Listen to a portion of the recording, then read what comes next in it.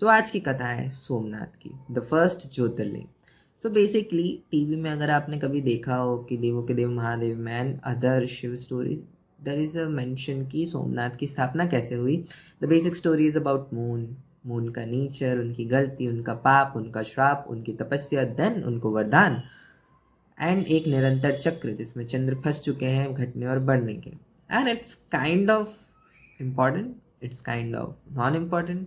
There are more stories जहाँ पे बताया जाता है कि चंद्र को ऐसा क्यों है, but it's a difficult typical different story, it's not like this. So let's start with today's story जहाँ हम बात कर रहे हैं शिव पुराण के बारे में। शिव पुराण के शतरुद्र संहिता में शायद ये पार्ट आता है।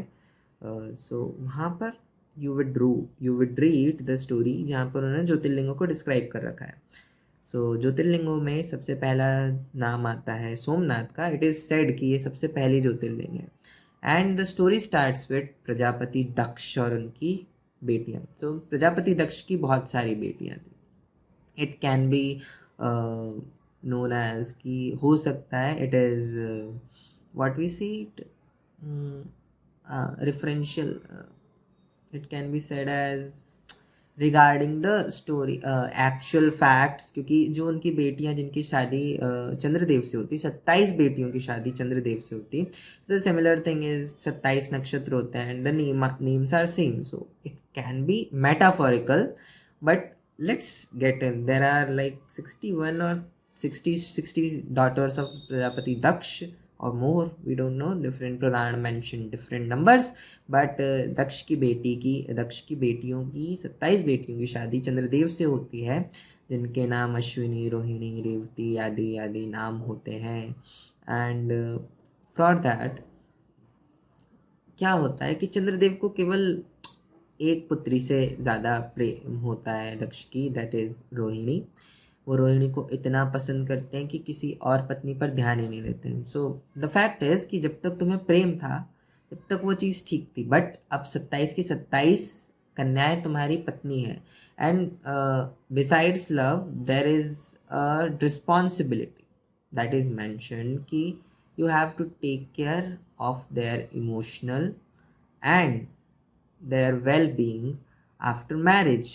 और पर वेलबींग तो ठीक है, but emotionally they are just invested in Rohini, और वो और किसी को इमोशनल अपना टाइम नहीं दे रहे थे। एंड फॉर दैट सभी पत्नी दुखी थी उनकी। सो फॉर दैट दुख वो अपने पिता को बताने, किसको बताएंगे एक्चुअली, देखो सो अपने पिता को बताया। उनके पिता ने फिर आके चंद्रदेव से बात करी और चंद्रदेव नहीं माने, फिर से आके बात की, फिर भी उनका बिहेवियर चेंज नहीं हुआ। कंटिन्यूसली ऐसा होने के बाद कभी ना कभी तो इंसान को गुस्सा आता है। माना इंसान नहीं थे, प्रजापति थे, पर गुस्सा आ गया। It's a normal nature. So गुस्सा आने के बाद उन्होंने श्राप दे दिया चंद्रदेव को कि जाओ तुम्हें क्षय रोग हो जाएगा। क्षय रोग वो होता है ना, इसमें your body starts to decay inside, और वो धीरे धीरे बॉडी के पार्ट्स छोड़ने लगते हैं, बॉडी को सड़ के अलग होने लगते हैं, एंड जस्ट एंड्स। सो उनको जब ऐसा रोग हुआ तो they are deity of the planet moon, the satellite moon. So उस मून पे भी इफेक्ट पड़ने लग गया, एंड उसकी वजह से धरती पे असर पड़ने लग गया। एज वी नो कि एज अ सैटेलाइट मून की बहुत ज़्यादा ज़रूरत होती है धरती के लिए। If it starts to decay it changes a lot of things. So वो जब डीके स्टार्ट हुआ, सो धरती पे बहुत सारे प्रॉब्लम्स और चेंजेस आने लग गए। सो फॉर दैट एक ऋषि ने चंद्रदेव से जाके कहा कि चंद्र जाओ शिव जी की तपस्या करो, अपने पापों का पश्चाताप करो, और वो तुम्हारी रक्षा करेंगे। चंद्रदेव गोकर्ण क्षेत्र मेंशन्ड है जहाँ पर सोमनाथ स्थापित है। गोकर्ण क्षेत्र में जाते हैं जहाँ पर समुद्र के किनारे, जो आज गुजरात सोमनाथ का मंदिर है जहाँ पर, सो वहाँ पर जाते हैं, शिवलिंग बनाते हैं, तपस्या स्टार्ट करते हैं। 6 महीने कड़ी तपस्या करते हैं और निरंतर 10 करोड़ जाप करते हैं शिव जी के। एंड जब ये सब करने के बाद शिव जी प्रसन्न होते हैं तो वो पूछते हैं कि क्या चाहिए तुमको, एंड दे आस्क सो वो उनका पूरा श्राप रिप्लेनिश नहीं करते हैं. So firstly it was the श्राप ऑफ प्रजापति. प्रजापति एक बहुत इंपॉर्टेंट पोजीशन होती है because that take cares of whole human civilization. So Prajapati का श्राप था तो उसको कम्प्लीटली ख़त्म करना गलत होता. Secondly the situation is that कि उनकी गलती थी चंद्रदेव की, तो उसे भी कम्प्लीटली इग्नोर नहीं किया जा सकता था. तो उस चीज़ को मैनेज करने के लिए शिवजी ने क्या कहा कि शिवजी ने उनको बोला कि जैसे तुम घटोगे, you will regrow again, then decay, then regrow, then decay, then regrow. And for that ऐसे ही हमारे जो पक्ष बने, कृष्ण पक्ष, शुक्ल पक्ष and weaning and waxing of moon, वो स्टोरी वहाँ से आती है. एंड ड्यू टू दैट, और उसके साथ उन्होंने अपने शीश पर चंद्रदेव को स्थापित किया. कल की स्टोरी में वी हैव डिस्कस्ड कि उनके माथे पर चंद्र क्या मेंशन करता है, क्या वैल्यू रखता है, what is the meaning of that.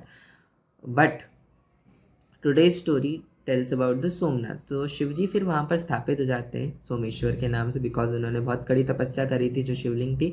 तो वहाँ अपने ज्योति रूप में, यानी उनका जो प्रकाश पुंज था, जो उनका ज्ञान है, जो तेज ज्योति के बारे में हम किसी दिन बात करेंगे, इट्स अ लॉन्ग टॉपिक. तो अपनी ज्योति अपने प्रकाश के रूप में उस शिवलिंग में स्थापित हो जाते हैं और वहाँ सोमनाथ की स्थापना होती है. एंड जो सोमनाथ हैं, सोमनाथ वहाँ पर there are lots of stories, lots of things that are mentioned in Shiv Puran. You can read that, but that is the basic story कि how सोमनाथ जी वहाँ पर कैसे आए. तो सोमनाथ जी में शिव जी स्थापित हुए. वहाँ पर वो जब से स्थापित हैं, अपने भक्तों पर कृपा कर रहे हैं, लोगों के रोग मिटाते हैं. दैट इज़ मैंशन कि there is a 6 months process और things which can replenish any heavy disease. That has to be tested. जाके टेस्ट कर सकते हो. Just go read and just understand, share your story, how would you feel about that. But don't do like जैसे चंद्रदेव ने करा, नहीं तो तुम्हें भी श्राप मिल जाएगा. देखो मिलता है, कोई बोलता नहीं आके, but it carries you away. You would understand one day. So see you in the next episode. Till then, bye bye.